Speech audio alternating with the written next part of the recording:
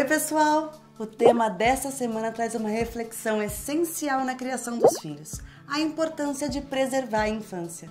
Deixar na cabeça das crianças só aquilo que é de criança. Será que o Papai Noel tá lá? Vamos lá ver?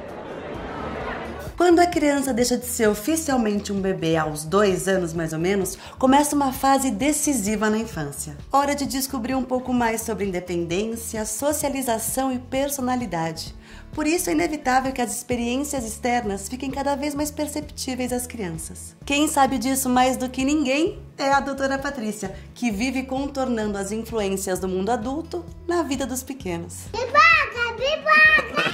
Doutora Patrícia, o que se passa dentro de uma cabeça de uma criança de 2 a 5 anos? Bom, nessa fase as crianças já têm mais domínio sobre o próprio corpo, elas já se percebem uma pessoinha aí que tem vontades próprias, ideias, sentimentos, por isso às vezes elas acabam brigando um pouquinho aí com o mundo para que possa ser entendida, para que possam entendê-la. É uma fase em que ela tem muita curiosidade em saber como as coisas acontecem, então investiga, pesquisa, quer saber os porquês e ela tem um interesse enorme por saber a origem e o fim da vida.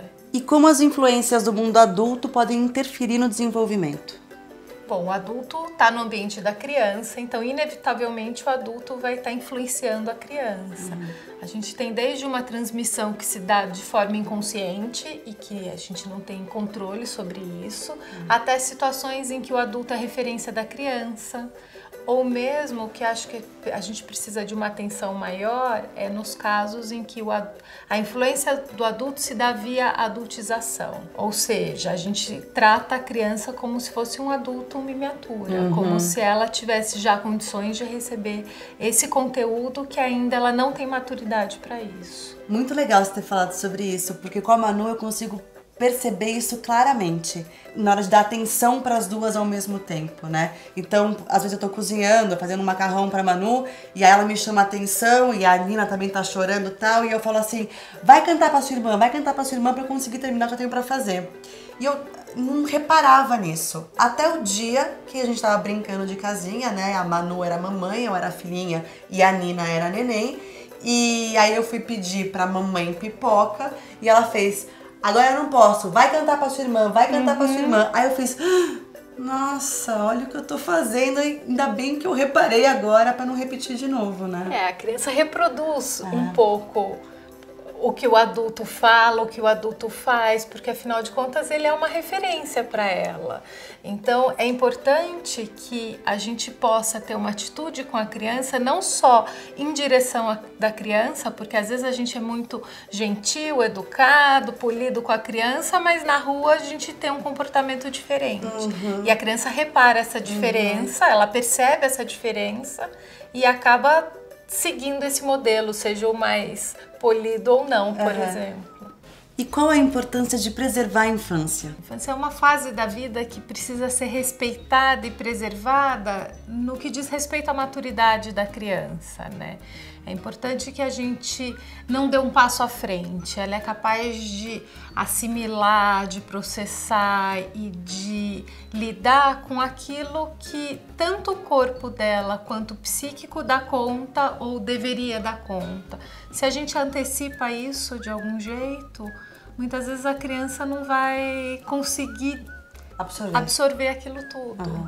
E uma criança que é respeitada nesse sentido, acaba sendo uma criança muito mais segura, mais confiante.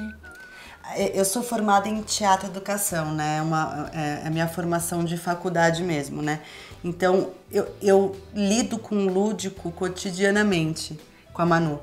A gente lê muita história para ela, a gente resolve muita coisa através de historinha, de bonecos e de conversas simples também, que a gente traz tudo muito para essa coisa mais lúdica. Você acha isso interessante também? É porque a brincadeira é a linguagem da criança, é como ela se expressa, é como ela consegue colocar suas emoções de um jeito às vezes muito mais fácil. Às vezes é difícil dizer eu estou sentindo isso. Mas se tem um personagem, o bonequinho boneco sente, sente. Então tem a ver com a comunicação, a maneira como ela consegue de um jeito mais espontâneo, às vezes, se expressar. Quando eu tava grávida da Nina, o Thiago contava uma historinha pra Manu que era assim, a gente tem uma caixa que toca musiquinha e que sai um cavalo dessa caixa, né? E essa caixa era a caixa mamãe, que tinha a Nina dentro da caixa. E aí tinha a bonequinha Manu, que tava lá com a mamãe e tal, esperando a Nina chegar. E aí chegava uma hora que ela fazia assim com a musiquinha e tal, e nascia a Nina. A Nina nasceu!